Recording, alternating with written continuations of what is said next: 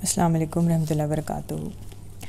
تیسرا بابا جس سے مجھے ملاقات کا شرف حاصل ہوا انہیں پاگ والا بابا کہتے تھے۔ اماں مجھے زبردستی ان کے پاس لے گئی تھیں۔ یہ واقعہ 1945 کا ہے۔ بٹالے سے 10-12 میل دور بڑی سڑک پر ایک گاؤں ہے جینتی پور۔ ایک بابا نے سر پر اتنی بڑی گٹھری لپیٹ رکھی تھی اور اپنی گٹھری اٹھائے وہ جینتی پور کی مسجد میں آ کر بیٹھ گیا۔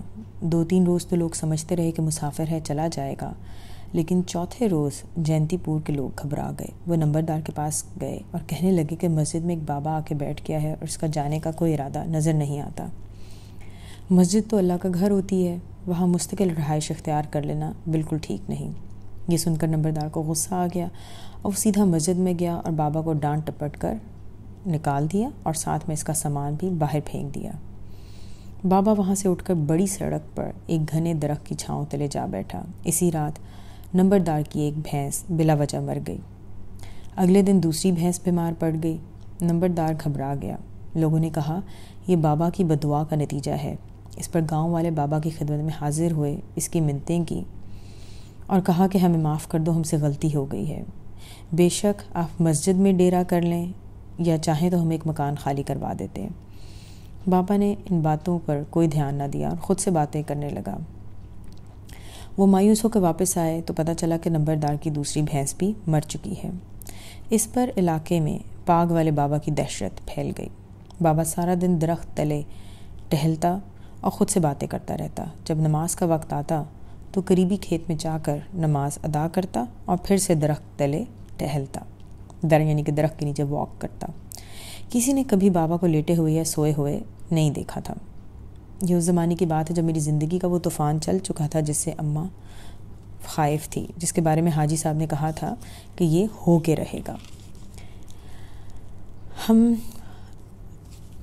وہ ایسا بھی ٹائم تھا کہ جب ہم جگہ جگہ پناہ ڈھونڈتے پھر رہے تھے اور محلے والے لاٹھیاں اٹھائے ہمیں تلاش کرتے تھے۔ جب ہم بابا کے ڈیرے پر پہنچے تو وہ کھیت میں کھڑا نماز پڑھ رہا تھا۔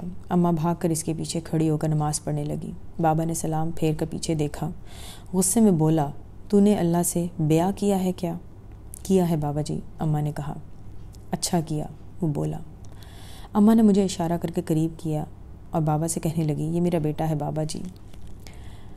بابا نے کہا، تیرا بیٹا ہے تو میں کیا کروں؟ اماں نے کہا، اس کے لیے دعا کریں۔ بابا نے کہا، میں دعا کرنے والا کون ہوتا ہوں؟ وہ جانے اس کا کام جانے، میں کون ہوں؟ اللہ اپنے کام آپ جانے، وہ سب جانتا ہے۔ اللہ اپنے کام آپ کرتا ہے، میں کون ہوں؟ اماں نے کہا، آپ اللہ والے ہیں نا؟ بابا جوش میں اٹھ بیٹھا اور پھر ہم دونوں کے گرد چکر کاٹنے لگا۔ کہنے لگا، وہی کرتا ہے، پھر کون کرتا ہے؟ وہی جانے، اس کے کام ہیں وہی جانے، میں کون ہوں؟ دیر تک بابا یہی بولتا رہا اور ہم دونوں کے گرد چکر لگاتا رہا۔ پھر وہ میرے سر پر آ کر کھڑا ہو گیا اور بولا، کیا نہیں کیا؟ بولو، کیا نہیں کیا؟ جب یہ امرتسر میں چھپا بیٹھا تھا اور وہ لاٹھیاں اٹھائے اس کو ڈھونڈ رہے تھے، اللہ نے اس کا منہ کالا کر دیا کہ وہ لاٹھیوں والے اس کو پہچان نہ سکیں، اور انہوں نے اس کو نہیں پہچانا اور آگے گزر گئے۔ کیا نہیں کیا؟ کیا نہیں کیا؟ وہ پھر چکر کاٹنے لگا۔ پھر میرے پاس رک گیا اور بولا، کیا نہیں کیا اللہ نے؟ بولو۔ جب یہ ساہیوال میں تھا تو شاہ جی نے اسے پناہ دی تھی، نہیں دی تھی؟ بولو، کیا نہیں کیا اللہ نے؟ کیا نہیں کیا؟ وہ پھر چکر کاٹنے لگا۔ پھر میرے پاس رکا اور بولا کہ جب یہ باغبان پورہ میں چھپا ہوا تھا تو صوفی صاحب نے اسے اپنی حفاظت میں لے لیا، نہیں لیا کیا؟ بولو، کیا نہیں کیا اللہ نے؟ قصور میں شاہ جی نے خود حفاظت کی، نہیں کی؟ بولو۔ کہتے ہیں نہیں کیا، نہیں کیا تو چلو نہیں کیا، سب اس کی مرضی ہے، کرے یا نہ کرے، کوئی زور ہے اس پہ؟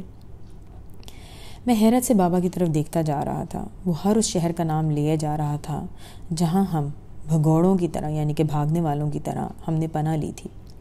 یہ بابا کیسے جانتا ہے کہ امرتسر میں میرا منہ کالا کر دیا گیا تھا، میرے منہ پہ ایگزیما نکل آیا تھا اور دانوں سے پیپ اور پانی رس رہا تھا۔ پھر جراح نے کپڑا جلا کر میرے منہ پر تھوپ دیا۔ لاٹھیوں والے 2 بار میرے سامنے سے گزرے اور انہوں نے مجھے نہیں پہچانا، کیونکہ جب کپڑا جلا کے میرے منہ پہ لگایا گیا تھا تو میرا منہ کالا ہو گیا تھا۔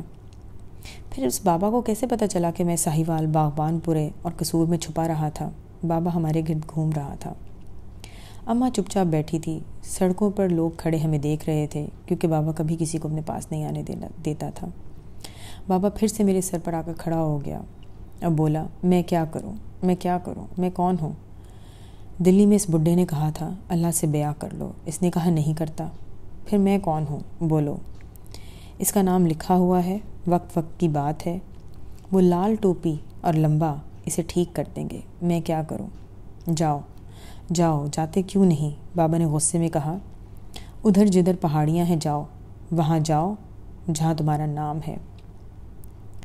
گھر پہنچ کر 4-5 دن تو مجھ پر پاگ والے بابا کی باتوں کا شدت سے اثر رہا.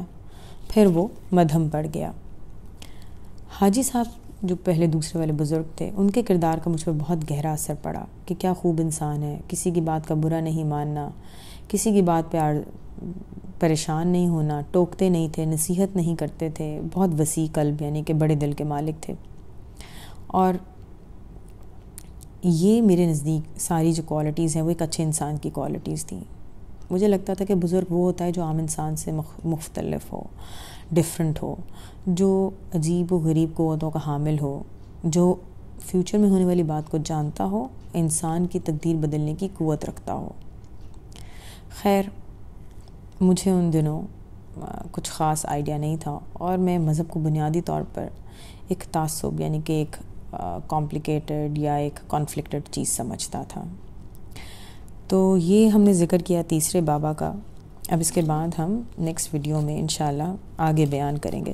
بیسیکلی اس میں وہ تمام چیزیں اور واقعات وہ میں ان ویڈیوز بیسیکلی پلے لسٹ میں ان چیزوں کو ریکارڈ کروں گی کہ جہاں پہ ڈفرینٹ لوگوں کی انڈرسٹینڈنگ کو بیان کیا گیا ہے, ان کی جو ایکسپلور کرتے ہیں اس ٹاپک کو, اس کو بیان کیا گیا ہے.